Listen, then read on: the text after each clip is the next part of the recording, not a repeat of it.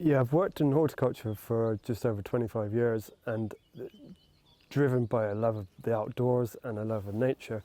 And in the studies at college, I learnt about the nature crisis then, and that just shifted my whole perspective on what should I be doing. And I set up a company, a small company, where we were designing wildlife-friendly gardens, and that was down in Cornwall.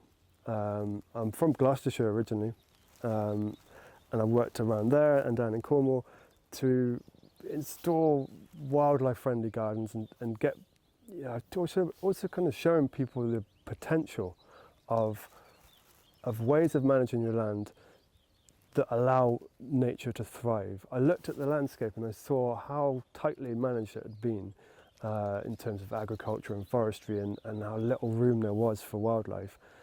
And I saw the potential then in people's gardens across the whole UK. It's a huge network of space, of land that we have control of to allow wildlife to flourish. And I saw the idea of we are an ark, which has come in more recent years. That sort of idea was running right the way through my business for about 12 years.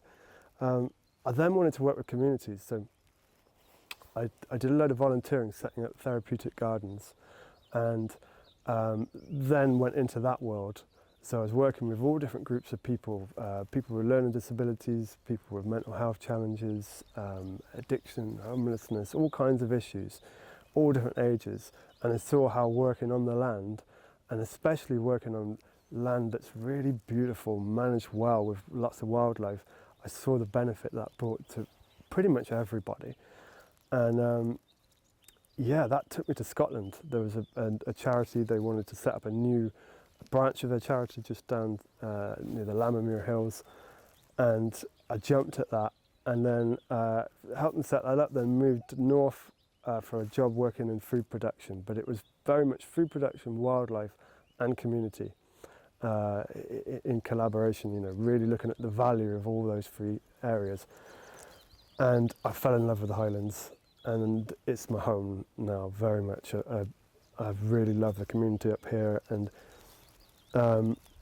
when the job here at Highlands Rewilding came up, it just looked like a way of progressing that, of getting deeper into nature recovery, and but with a community element of that as well. So it's been a wild journey, but it's, I feel that I'm really in the right place up here to actually make some really meaningful change in terms of all of those elements that, of bringing the community along with the nature recovery work.